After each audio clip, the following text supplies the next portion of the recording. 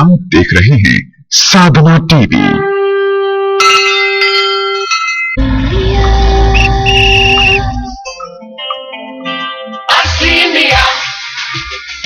यही तो है असली इंडिया,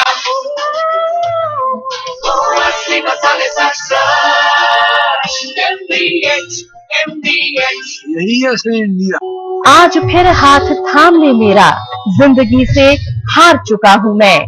आज फिर अपने दामन में ले ले मेरे हरि, घर से निकल पड़ा हूँ मैं।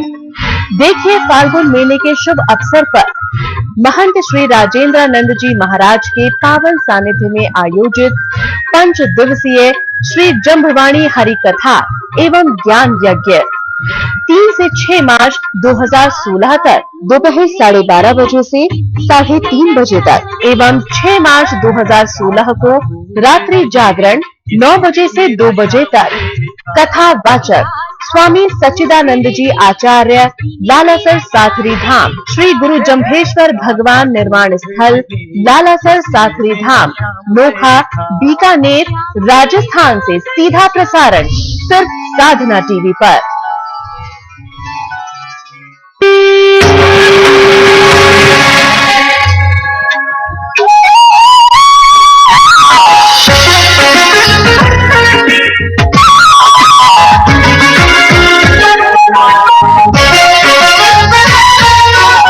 हम देख रहे हैं साधना टीवी।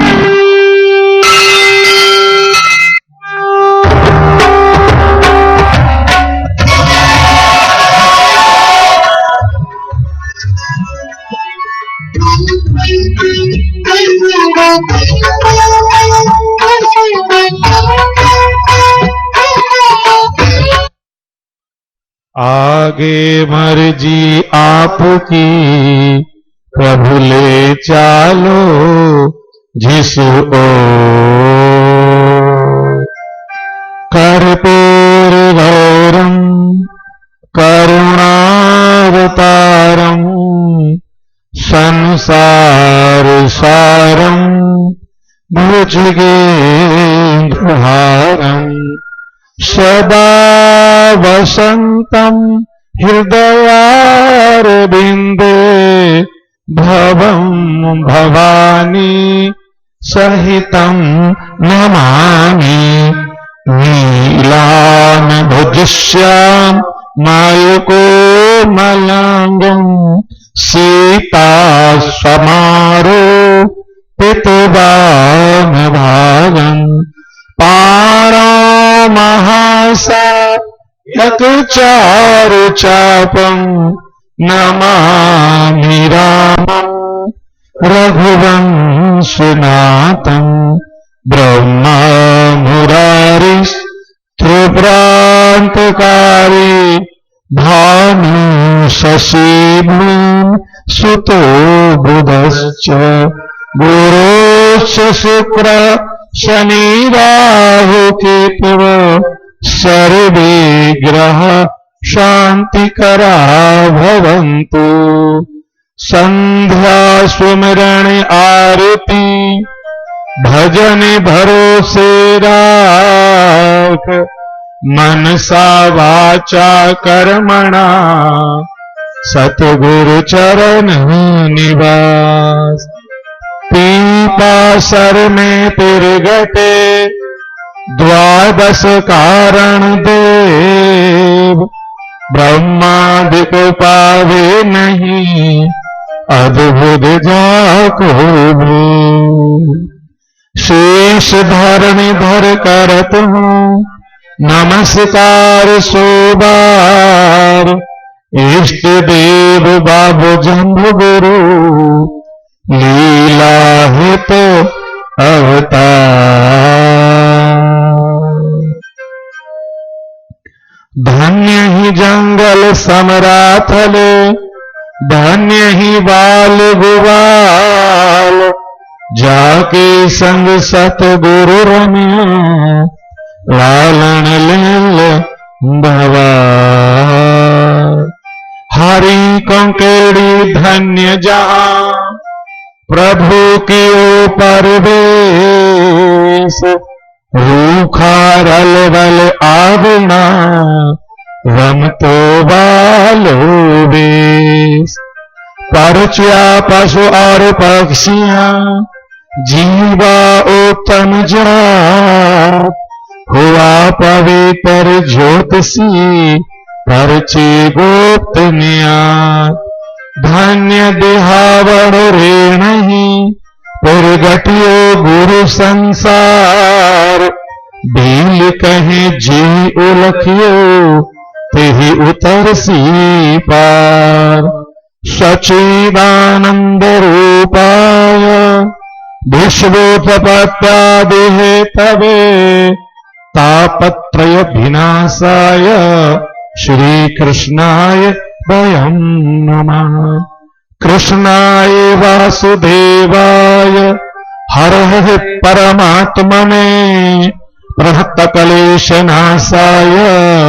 गोविन्दाय नमो नमः। वसुदेवसुतं देवं, कंसुचाणूरमर्दनम्, देवकी परमानन्दम्, कृष्णं वन्दे जगतो गुरुम्, कृष्णं वन्दे जगतो गुरुम्।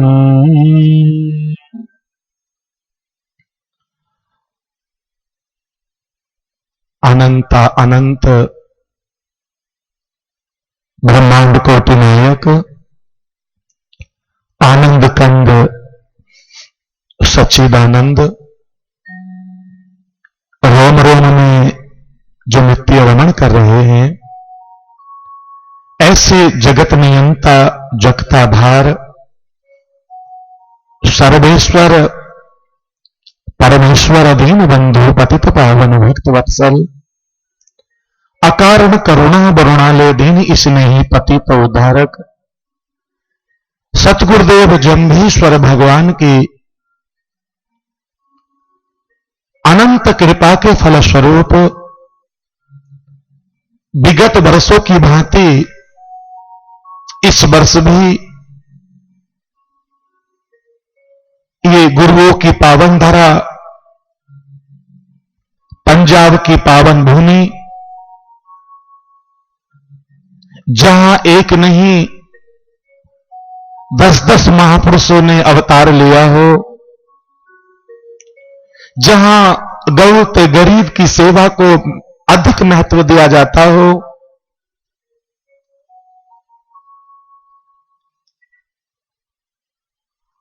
और पंजाब में भी ये पावन क्षेत्र डिस्ट्रिक्ट फिरोजपुर, और उसमें भी ये तहसील अबोहर, और अबोहर तहसील के आसपास में बसने वाला ये बिश्नोई धर्म, बिश्नोई समाज के लोग, जहां जिया न जुक्ति और मुआ न मुक्ति का संकल्प लेकर आगे बढ़ रहे हैं और चिंतन करते हैं गुरुदेव की पावन वाणी का। जहां तक बने कीजिए जीव रक्षा, न काटो कभी हरा कोई वृक्षा। इस संकल्प को लेकर आगे बढ़ रहे हैं और साथ ही साथ में मन में एक कल्पना है, मन में एक सपना है। भगवान जाम्बोजी ने, बिश्नोई धर्म संस्थापक, जिन्होंने 27 वर्षों तक गौ मां की सेवा की और जन जन को यह संदेश दिया, गौ मां की सेवा सर्वोपरि सेवा है। गौ मां की सेवा से बढ़कर दूसरी अन्य कोई सेवा नहीं है। इसी संकल्प को लेकर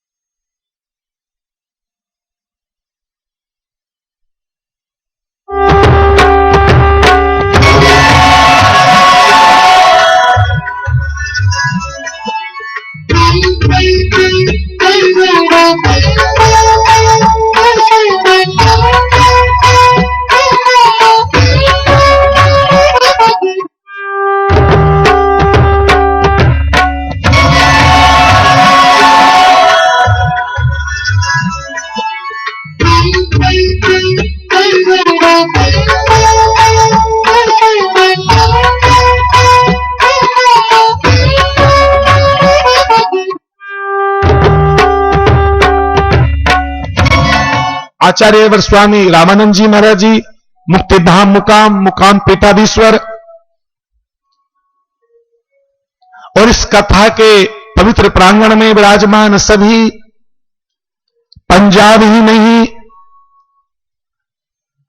राजस्थान, हरियाणा से काफी वयोवृद्ध युवान भाई और बहन, छोटे छोटे बालक और बालिकाएं, भक्तिमती श्रद्धामयी शक्ति स्वरूपा माताएं, आज कथा का प्रथम दिवस है तो भी इतनी बड़ी संख्या में लोग पधार रहे हैं। ऐसा लगता है ये इतना बड़ा पांडाल भी हमें दोबारा बढ़ाना पड़ेगा।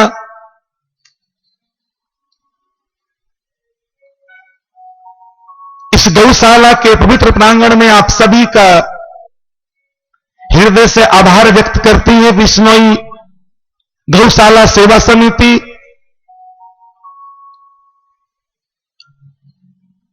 और अन्य सभी पधारे हुए हमारे मेहमान। अभी आपके समक्ष इस गौशाला के परमाध्यक्ष श्री संजय कुमार जी बेलू ने सभी आए हुए महात्माओं का तिलक कर, माला अर्पण कर उनका सम्मान किया, स्वागत किया, अभिवादन किया, अभिनंदन किया।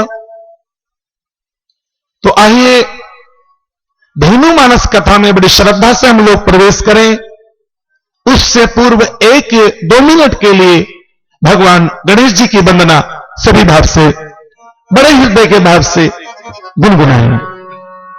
वो जी गणनायक विघ्न हरो देवा, गणनायक विघ्न हरो देवा, अतरीरो आए के सुख संपत्ति को आए के तुमसे पेट भरो देवा, गणनायक विघ्न हरो देवा।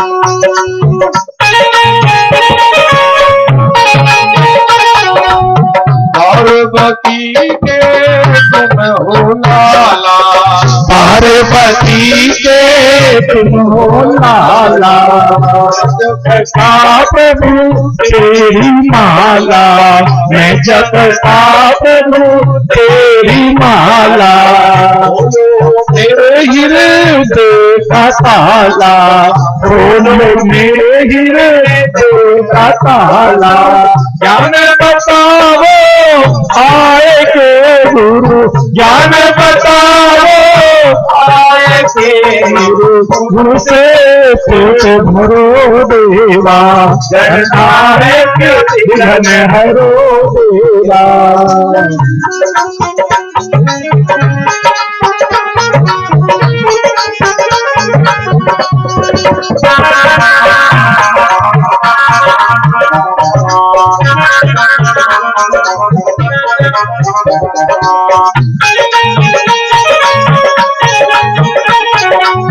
मात गवर जासिया सखी को, मात गवर जासिया सखी को, मैं जपता हूँ के दास पति को, मैं जपता हूँ के दास पति को, बलवन से हनुमान जति को, बलवन से हनुमान जति को, लायो सजीवन जाएगे, लायो सजीवन जाएगे, रघुवर के आज सरो देवा, गणनायक विघ्न हरो देवा।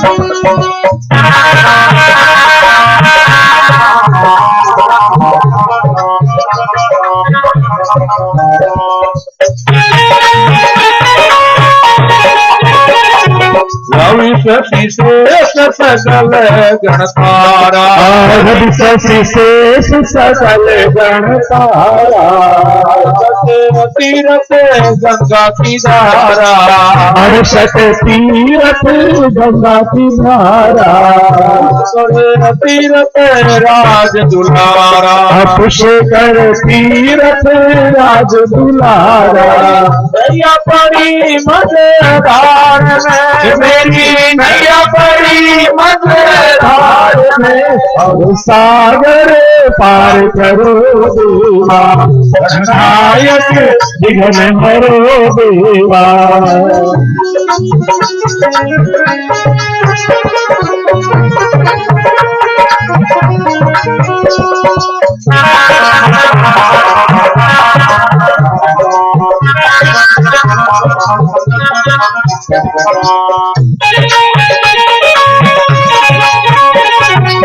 मात पिता गुरु देव गोसाई मात पिता गुरु देव गोसाई जन्म दियो गुरु ज्ञान बताई जन्म दियो गुरु ज्ञान बताई जन सिंह लाल रोज से गाई जब सिंह लाल रोज से गाई मेरा लगा दो पार मेरा लगा दो पार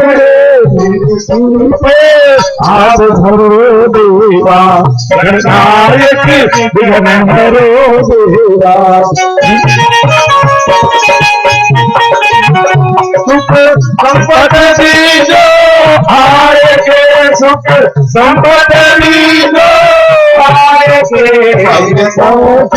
साध सरो देवा गणनायक विघ्न हरो देवा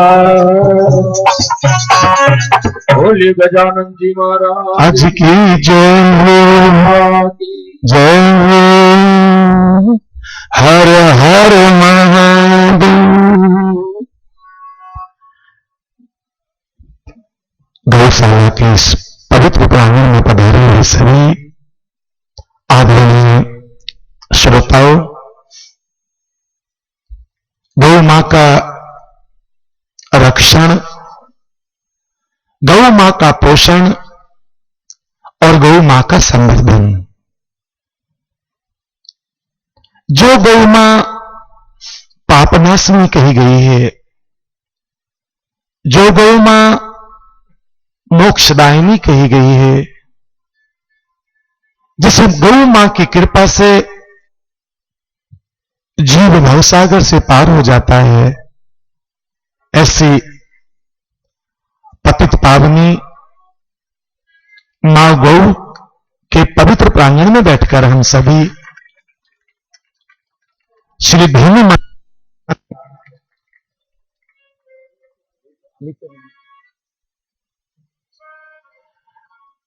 हमारे मध्य में परम श्रद्धेय परम पूजनीय अनंत श्री से विभूषित सुनाम धन्य श्री स्वामी रामानंद जी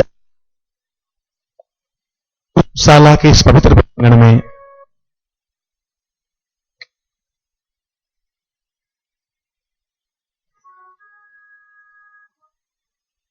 उनको धन्यवाद ज्ञापन करते हैं और उनके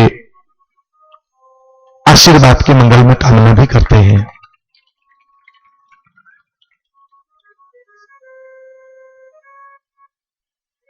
भाई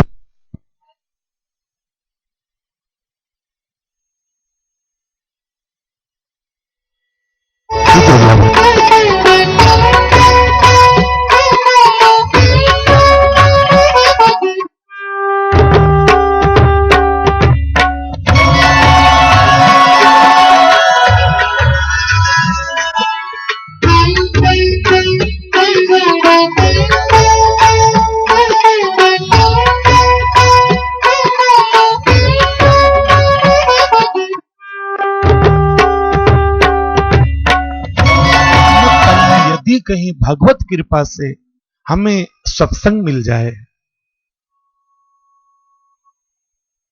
शास्त्र कहते हैं जब परमपिता परमात्मा अनेकों जन्मों के शुभ कर्मों का फल एक साथ देना चाहता है, तब कहीं हमें सत्संग उपलब्ध होता है, तब कहीं भगवान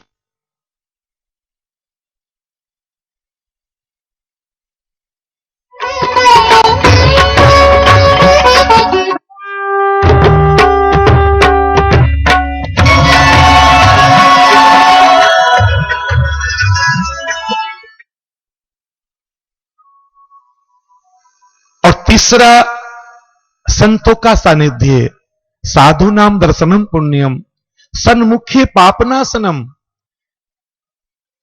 जिनके दर्शन मात्र से ही पुण्य की प्राप्ति होती है,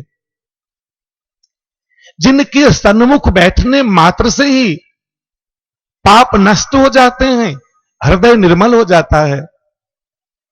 और परमपिता परमात्मा की कृपा से हमें तीनों ही प्राप्त हो रहे हैं, मानव का तन, संतों का संग और ये दिव्य सत्संग। तीनों ही परमात्मा ने हमको प्रदान किए हैं।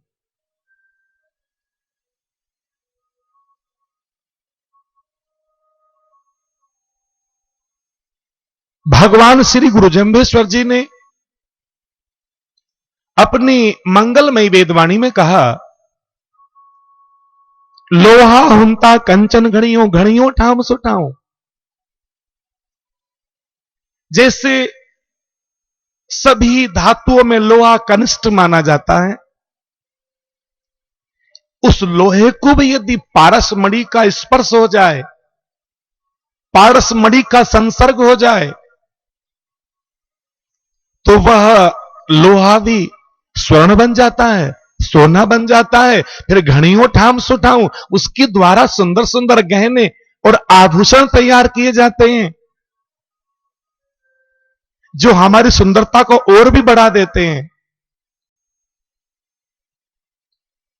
एक जगह कहते हैं कि लोहा नीर किसी विधि तरिवा, उत्तम संग सनेहु। लोहा पानी में कैसे तैरता है? चूंकि उस लोहे को उत्तम काठ का संग मिल गया है। लोहा कनिष्ठ होते हुए पानी में नहीं डूबता, क्यों? उससे उत्तम काठ का संग जो मिल गया है। उसी प्रकार भाई बहनों, हमारा जीवन लोहे जैसा भी है तो कोई बात नहीं है। ये जो भगवान का सत्संग है, ये काठ के समान है, इसका संसर्ग करो, भवसागर से पार हो जाओगे। महापुरुषों ने भगवान की मंगलमय कथा को नौका की उपमा दी है। तो ये नौका जाएगी कहां? गुरु महाराज जी तो उत्तर देते हैं, ये सत्संग रूपी नौका, ये भगवान के नाम रूपी नौका कहां जाएगी? बोले ये नौका लंघवा भवजल पारू, ये भवसागर से पार जाएगी। तो किसी ने पूछा, गुरु महाराज जी नौका तो ये बिना खेवटिया के नहीं चल पाएगी, कोई तो मल्लाह चाहिए। भगवान ने कहा चिंता मत करो, सो गुरु खेवट खेवा खेहू। मैं तुम्हारा सतगुरु ही तुम्हारी नैया की खेवैया बनकर तुम्हारी नौका को भव से पार लगा दूंगा। तो भगवान ने अपनी पावन वाणी में हमारी इस जीवन नैया को भवसागर से पार लगाने का वचन दिया है। इस भाव से भी और नित हरि कथा होत जह भाई, पटबहु तहां सुनाओ तुम जाई। जहां भगवान की मंगल में कथा होती हो, जहां भगवान की मंगल में सत्संग होता हो, वहां पटबहु तहां सुनाओ तुम जाई। वहां आप प्रतिदिन जाएं और भगवान की कथा सुने।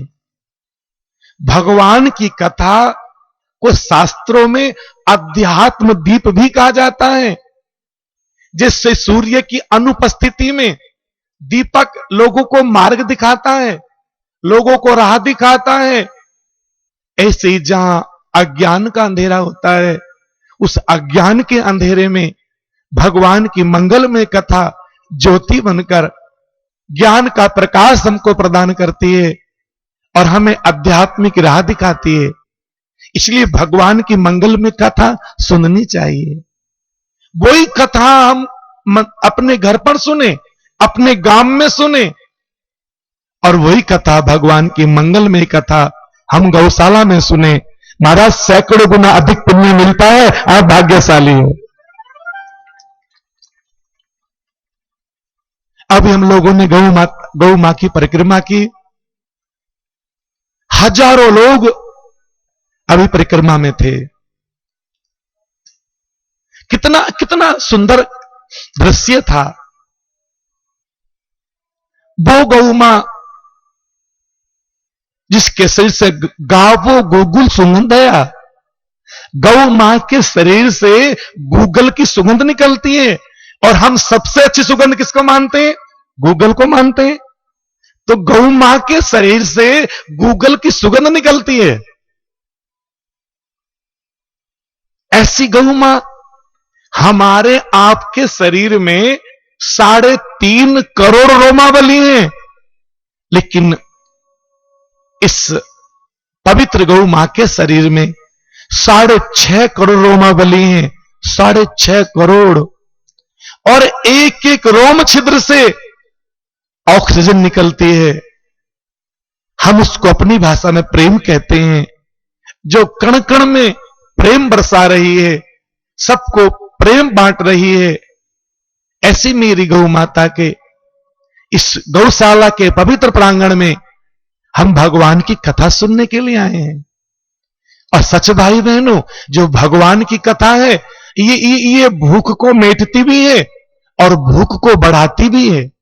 ये जो अज्ञान की भूख है, हम जब कथा सुनते हैं तो धीरे धीरे धीरे धीरे अज्ञान की भूख मिटने लगती है, और हां, भूख को बढ़ाती भी है। जो ज्ञान की भूख है उससे और आगे बढ़ाती चली जाती है।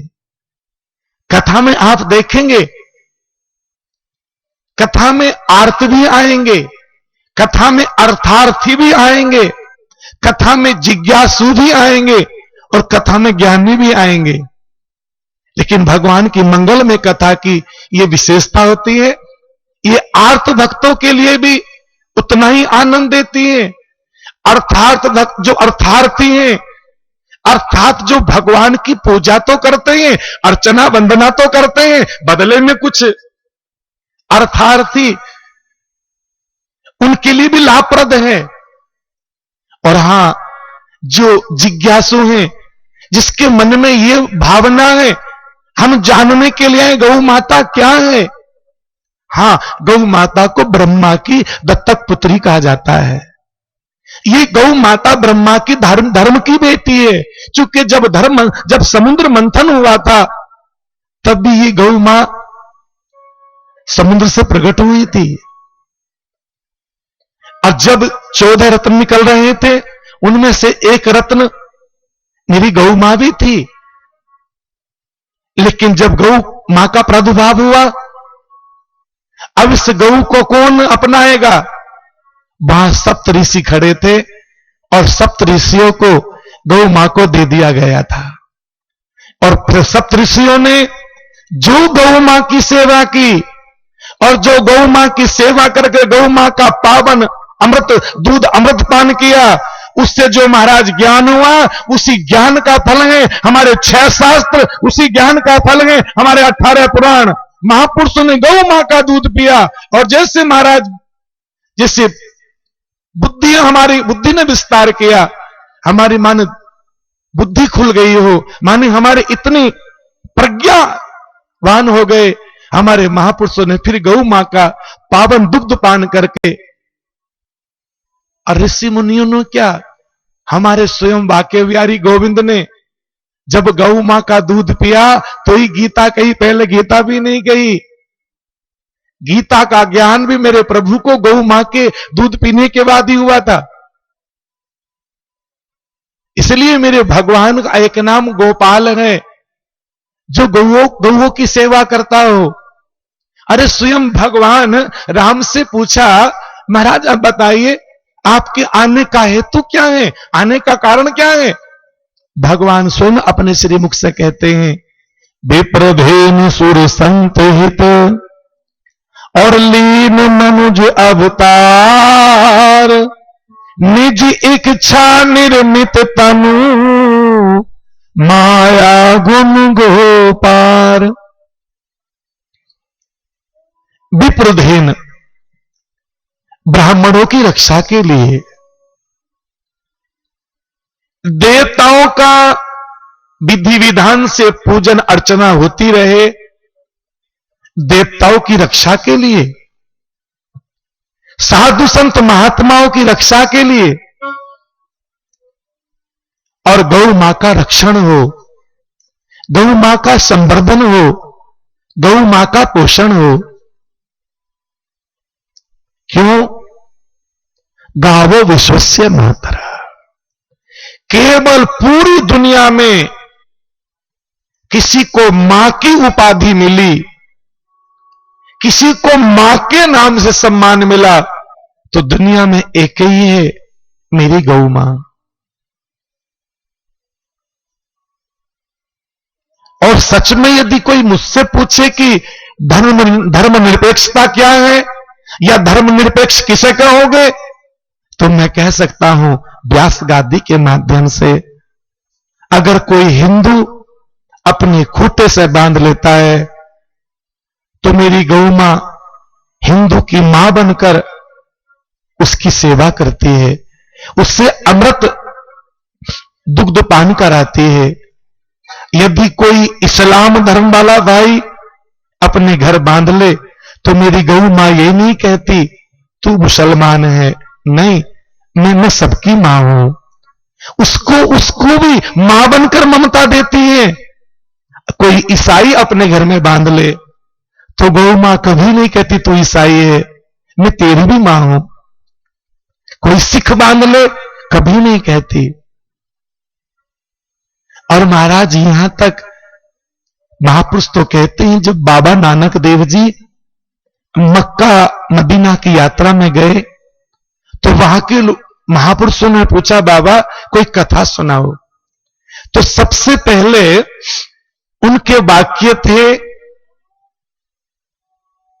बाबा नानक देव जी ने वहां कहा था गौ माता के प्रति, 184 जूनी बीची मंगल पूसे खाए, ते चोरी कहूं की पोकर मिनखा दे ही पाए।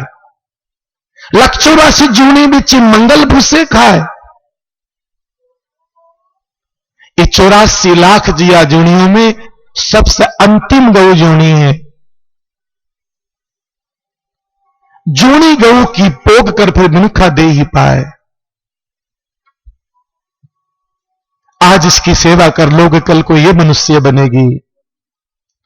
और हमारे यहां तो एक मान्यता है बाबा, जिसको आप वैतरणी नदी कहते हो, जीव अंत में जिसको पार करता है, उस वैतरणी नदी को पार करने के लिए कोई नौका नहीं है वहां।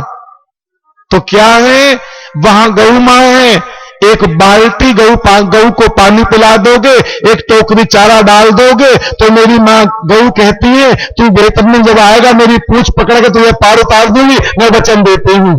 तो अंत में गौ मां का ही सहारा मिलता है। वैतरणी नदी से पार करने वाली मेरी गौ मां है। ऐसी गौ मां की सेवा का संकल्प लें और गौ मां की सेवा करें।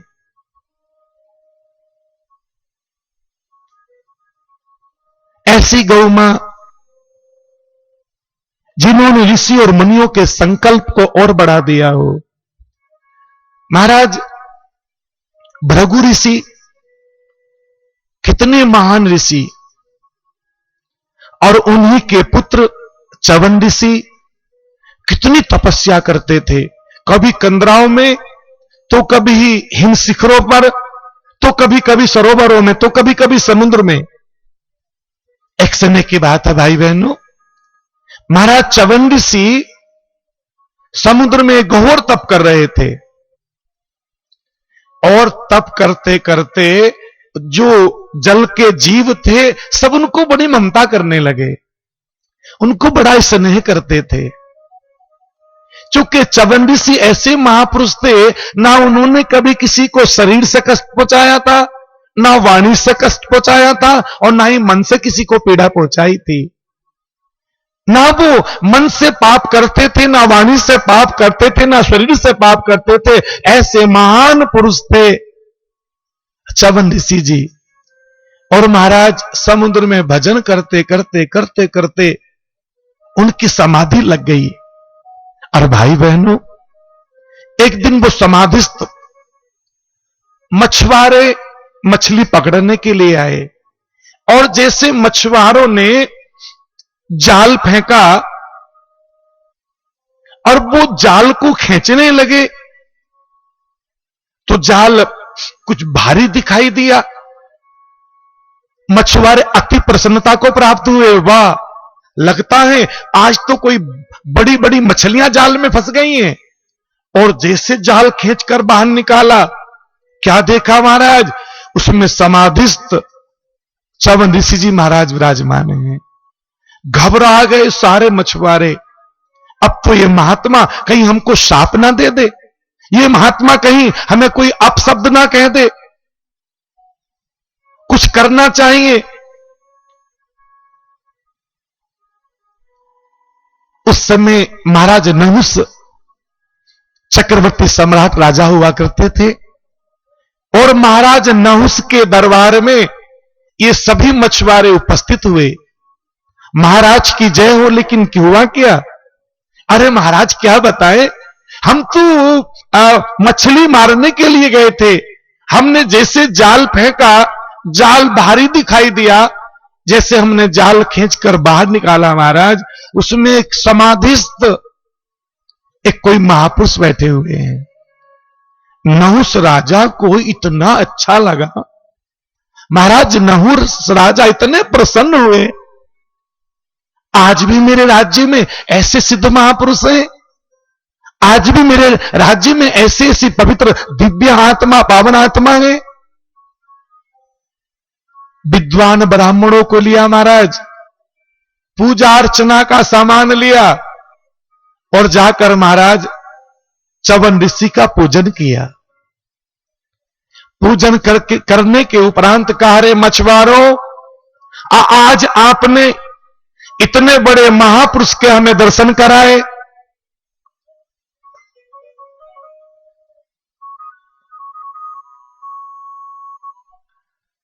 इसके बदले में हम आपको क्या दें? इसके बदले में हमने मन बनाया है आपको 10,000 स्वर्ण मुद्राएं दें। स्वर्ण मुद्रा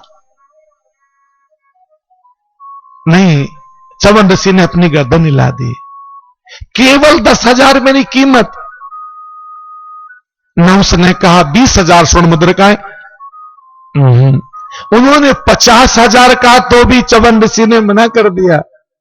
राजा नहुस ने कहा 1,00,000 स्वर्ण मुद्रा। बोले नहीं महाराज, 1,00,000 ये सोने की गिन्नियां क्या मेरी कीमत होगी? महाराज नहुस इतने विद्वान थे, आधा राज्य देने को तत्पर हो गए। उन्होंने कहा महाराज, आधा राज्य भी मेरी कीमत नहीं हो सकती। अब राजा घबरा गए।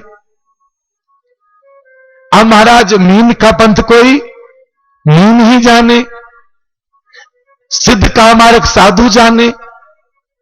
किसी महापुरुष के पास गए और महापुरुषों से अनुनय निवेदन किया, महाराज 10,000 स्वर्ण मुद्रिकाओं को लेकर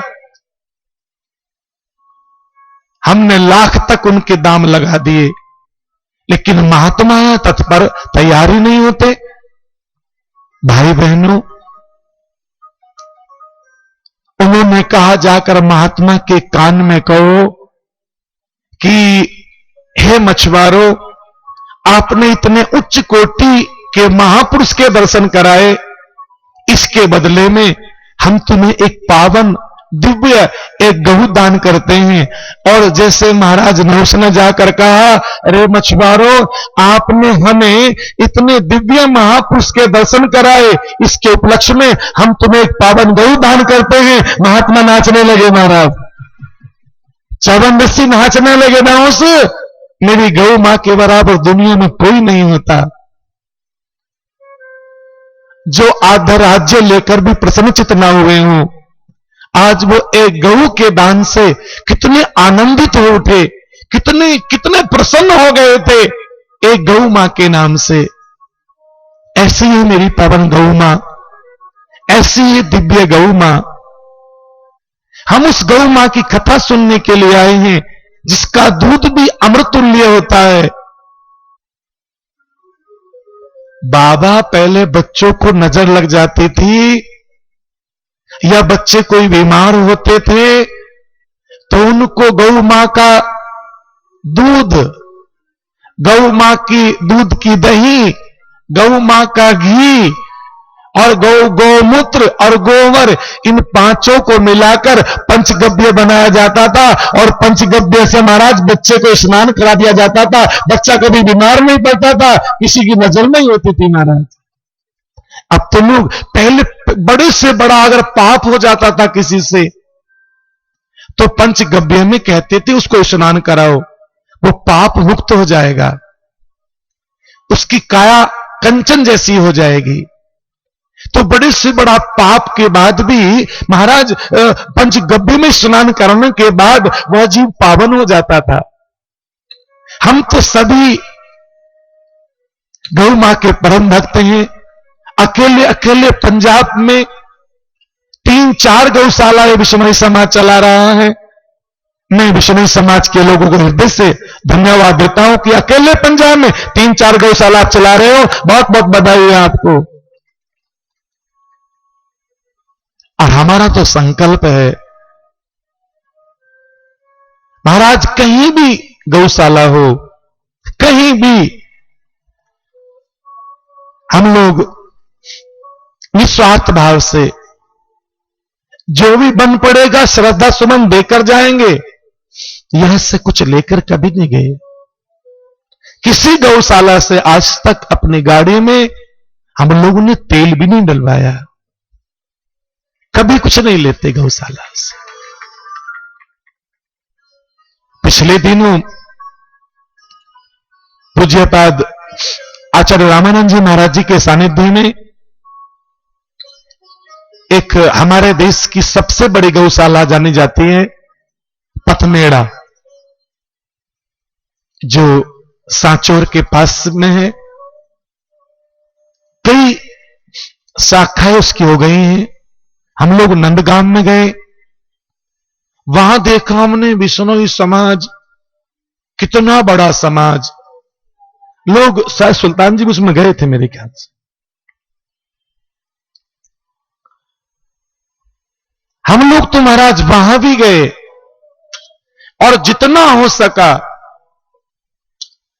अपने विचार भी रखे और जितना हो सका गौ माता के चरणों में समर्पित भी किया। बलवाना में कथा कि जो भी चीज गौशाला में आया, श्रद्धेय हमारे सुखराम जी विधायक है वहां पर विश्नोई, तो जो भी आया उनके माध्यम से उस गौशाला में दे आए। अभी अभी कथा थी चौहटन में, बाड़मेर डिस्ट्रिक्ट में, जो भी कथा में आया उस गौशाला में दे आए। और अभी कल हम लोग आए हैं मध्य प्रदेश से। मध्य प्रदेश में डिस्ट्रिक्ट हरदा, और उसी के पास में एक बड़ा दिव्य गांव है अपगांव, और वहां एक मांझू परिवार की तरफ से बड़ी दिव्य कथा कराई उन्होंने महाराज। इस पंडाल से भी 1.5 गुना पंडाल था, और वहां कई हजार लोग कथा सुनने आते थे, कई हजार लोग। वो भी गौशाला को चलाते हैं। हम लोग उस गौशाला में भी गए तो महाराज उनको भी बस यही प्रेरणा दी, अपने क्षेत्र में एक दिव्य गौशाला का निर्माण करो। और उन लोगों ने शहर स्वीकार किया महाराज। हमने कहा मई के महीने में दोबारा हम एमपी में आएंगे, तब तक पूरी गौशाला को आप बहुत अच्छे से बना देना। उन्होंने वचन भी दिया हम लोगों को कि महात्मा जी मई के महीने तक ये गौशाला आप इसका दिव्यता इतनी भव्य इसको बना देंगे, आप देखते रह जाएंगे। हम लोग जहां भी जाते हैं, अपने राशेश्वर गांव में देखो, नोखा के पास गांव है, हम लोगों ने 5 कथा उस गांव में की। और और बस दूसरी कथा में उनसे निवेदन किया, आचार्य जी वहां पर उपस्थित थे, कि हमारा मन इस गांव में गौशाला बनाने का है, और पूरे गांव के लोग उस कार्य में जुटे और इतनी भव्य गौशाला बनाई, आप कभी जाकर देखना, आप आश्चर्यचकित हो जाएंगे। इतनी बड़ी गौशाला उन्होंने महाराज 1 साल में तैयार कर दी। हम लोग मुकाम से जब लालस और सातरी जाते हैं तो रास्ते में काकड़ा गांव आता है। हमने वहां पहली कथा की तो जो दक्षिणा दी, मैं कि दक्षिणा हमसे और ले लो, इतनी और ले लो, लेकिन यहां गौशाला का निर्माण कराओ। काकड़ा गांव के सभी लोग, सभी जाति वर्गों के लोगों ने इतनी दिव्य गौशाला बनाई महाराज, इतनी भव्य गौशाला बनाई, देखते ही दृश्य रहता है कि कितनी अच्छी गौशाला बनाई है। हम लोग तो इधर हरियाणा में, चाहे वो धांगड़ गांव रहा हो, बहुत प्रयास किया। बड़ोपल गांव की गौशाला में इतना प्रयास किया महाराज, 5-6 साल हो गए लगातार हर वर्ष गौशाला में कथा करना, लोगों को जोड़ना। उधर अभी डांड गौशाला कार्यक्रम चल रहा है, उधर अभी भोरिया गौशाला कितने नुकसान में चली गई थी, उसको आगे बढ़ाया है। उधर सबरवास गौशाला तो बिल्कुल ही एकदम डाउन हो गई थी, लेकिन आप सबके सहयोग से वो गौशाला आज बहुत अच्छी गौशाला चल रही है। आदमपुर गौशाला के लोग इस बार आए, बोले महात्मा जी गौशाला तो बहुत नुकसान में चली गई है। मैं कोई बात नहीं है, गौ मां की सेवा करेंगे। आज वो गौशाला के लोग कहते हैं महात्मा जी हमारी गौशाला अब लाभ में है, अब हानि में नहीं है, हमारी गौशाला ठीक चल रही है। हम जहां जहां भी हम लोगों ने कोशिश की, मेरे कहने का भाव है, आपसे भी निवेदन है, पिछली जब गौशाला इसका निर्माण हुआ था, इसका शुभारंभ किया था तो कथा रखी है आपने, और पंजाब के लोगों ने कथा में कितना बढ़ चढ़कर भाग लिया था। हमारे पंजाब के यशस्वी मुख्यमंत्री श्री प्रकाश सिंह जी बादल साहब वयोवृद्ध हैं, लेकिन फिर भी गौशाला में वो पधारे। पंजाब के लोगों ने, जैसा पंजाब का गांव नाम है, वैसा पंजाब के लोगों ने काम भी किया। मेरे ख्याल से 1,35,00,000 रुपए के आसपास यहां पर आए होंगे। इस बार हम बहुत निवेदन इसलिए नहीं करेंगे कि पंजाब का किसान इस समय थोड़ा सा कमजोर है, बहुत अच्छी खेती नहीं हुई है, लेकिन कथा सुनने के लिए मेरी आपको बार बार प्रेरणा है, आप कथा में जरूर आए। कथा सुनने के बाद कम से कम गौ सेवा करने का भाव तो जागेगा। वो हिंदू क्या, जिसके घर में गौ मां ना हो, तुलसी का पौधा ना हो, तुलसी महारानी ना हो, जिस घर में गीता ना हो, जिस घर में गायत्री मंत्र का स्मरण लोग उसका जप ना करते हो। और मुझे तो इस बात का गौरव होता है महाराज, सच में मैं तो इसलिए गौशाला में सेवा करता हूं। मुझे गौशाला की सेवा से बहुत कुछ मिला है। आपसे भी निवेदन करता हूं, सभी प्रकार के कारणों से ऊपर उठकर गौ मां की सेवा का संकल्प जगाओ। जहां भी गौ मां की सेवा होती है, कोई भी गौ मां की सेवा करके देख लो। और मैं तो आश्चर्यचकित रहता हूं, हमारे प्रधान जी तो छोटी सी आयु के हैं, और इतनी छोटी आयु में भी उन्होंने इतनी मजबूत टीम बनाई है गौशाला की।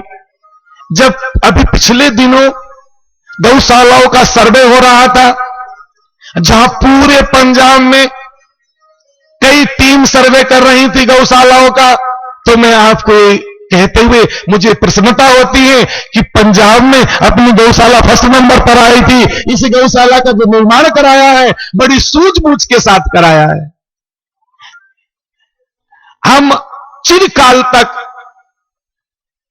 एक लंबे समय तक हम देखते रहेंगे कि हमारे पास आज 1000 गाय हैं, अगर कल को 5000 गाय भी होती हैं तो हम ये ऐसा हमने निर्माण कराया है, अगला जो निर्माण कराएंगे, आगे जो निर्माण कराएंगे, इस निर्माण को कोई क्षति नहीं पहुंचेगी। बड़ी सूझबूझ के साथ यहां की समिति काम कर रही है।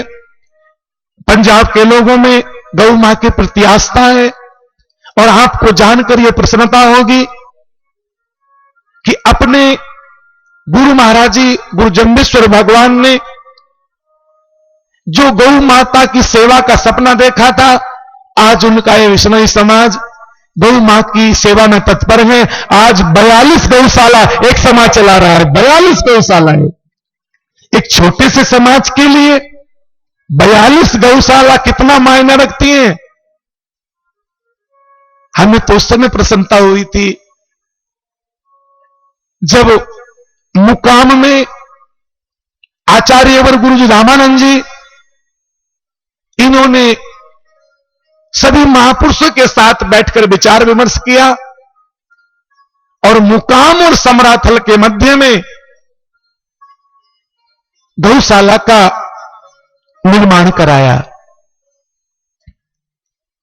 कई वर्षों तक अकेले ही गौशाला चलाते रहे और अब उन्होंने उस पावन गौशाला को अखिल भारतीय विश्व महिमा सभा पूरे समाज को अर्पित किया, समर्पण किया है। लेकिन आज भी निरंतर उस गौशाला में अपनी अहम भूमिका निभा रहे हैं और उतना ही नहीं, अपने निजी कुटिया में, निजी आश्रम में हमेशा 10, 20, 25 गौ रखते हैं। गौ भक्त हैं। गौ मां की सेवा के लिए जीवन समर्पण किया हुआ इन्होंने अपना। और हमारे सभी महापुरुष गौ मां की सेवा में सब संलग्न है। प्रसन्नता होती है, आत्मा प्रफुल्लित होती है महाराज कि जो सपना भगवान जाम्बू जी ने गौ माता के प्रति देखा था, आज उनका ये समाज। और भगवान जाम्बू जी तो अपनी पावन वाणी में यहां तक कहते हैं कि केते चरती पिबती गौ बिडारी। अगर गौ मां चारा खा रही हो, पानी पी रही हो, तुम्हारे खेत में गाय भूखी थी, बेचारी चली गई, उसे डंडों से मत मारना, उसको प्रताड़ित मत करना, उसको पीड़ा मत पहुंचाना, आराम से निकाल देना। केते चरती पिबती गौ बिडारी। अपना आहार कर रही गौ मां को कष्ट मत पहुंचाना। हां, गौ मां पानी पी रही हो, पानी पीती गऊ को हटाओ मत, पानी पी लेने दो। जब महाराज जनक जी इस पंचभौतिक देह को छोड़कर परम धाम को पधारने लगे, दिव्य रथ पर बैठकर महाराज प्रस्थान किया, उनका रथ नरक के द्वार पर जाकर रोक दिया गया। उन्होंने कहा मेरा रथ कहां पर है? बोले नरक के द्वार पर है। क्यों? बोले जब आप विधेय की उपाधि से नमाजे जा रहे थे, आपकी दिव्य शोभा यात्रा निकल रही थी और महाराज आपके सैनिकों ने, आपके सेवादारों ने देखते देखते जो गौ मां पानी पी रही थी, चारा खा रही थी, सबको डंडे मार मार कर हटा दिया। महाराज आपको दोष लगा है, इसलिए आज आपका रथ कुछ क्षणों के लिए नरक के द्वार पर लाया गया। महाराज जनक जैसे लोग भी अगर गौ मां के प्रति कोई दोष रखते हैं, उनको भी नरक का द्वार देखना पड़ सकता है। हमारा तो इतना जब तब कहां है। तो इस कथा के माध्यम से आपको बताएंगे कि जितने भी राजा सूर्यवंश में हुए, उन सभी राजाओं ने गौ मां की सेवा की और किस किस राजा ने गौ मां की सेवा की और गौ माता ने सेवा के बदले में उस राजा को क्या दिया।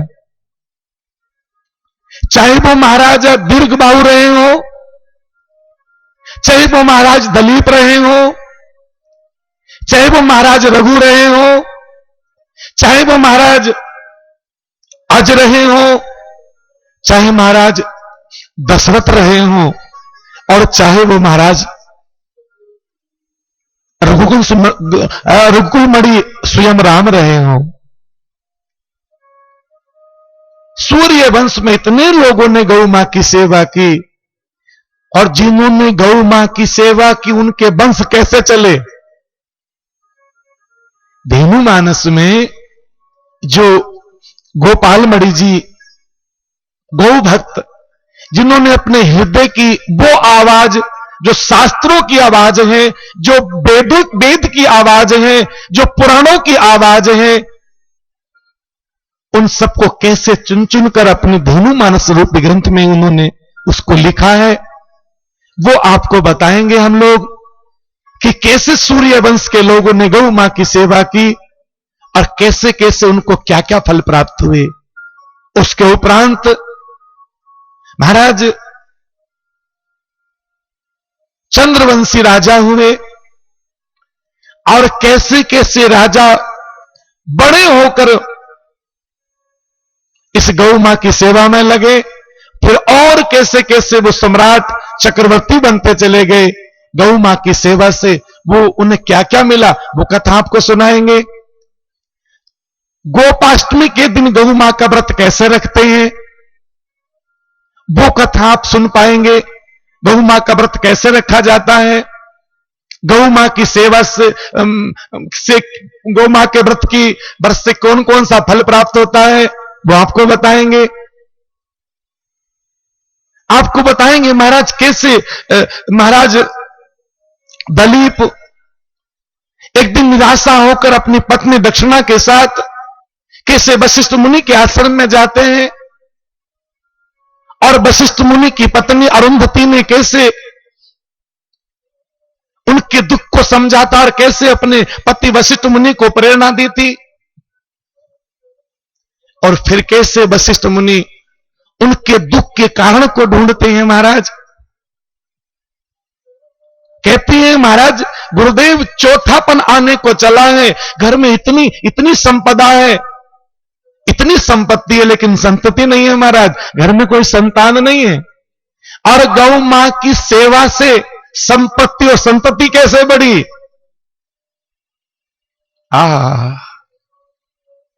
दुख तो इस बात का होता है जब हमारा देश आजाद हुआ था भाई बहनों, हम 32 करोड़ थे और गौ माता 33 करोड़ थी। हम 32 करोड़ और गौ माता 33 करोड़। 1 करोड़ गौ अधिक हुआ करती थी इस देश के अंदर। किसी धन में अगर सबसे पहले गिना जाता था तो गौ धन, गज धन, बाज धन और रतन धन खान, सबसे पहले गौ धन को गिना जाता था। पहले जिस घर में अधिक गौएं होती थी उस व्यक्ति को बड़ा माना जाता था। और आज हम 125 करोड़ हो चुके हैं। भारत की जनसंख्या 125 करोड़ है और गौ माता केवल और केवल 8.5-9 करोड़ के बीच में सिमट के रह गई है। जिस तरह गौ माता का वध किया जा रहा है प्रतिदिन, और हम आंख बंद कर कर बैठे देख रहे हैं, इसका ऋण है हमारे ऊपर, इसका कर्जा है हमारे ऊपर। ये गौ माता को कई लोग कहते हैं ये आवारा गौ, ये बेचारी गौ आवारा नहीं है, ये बेसहारा हो गई है।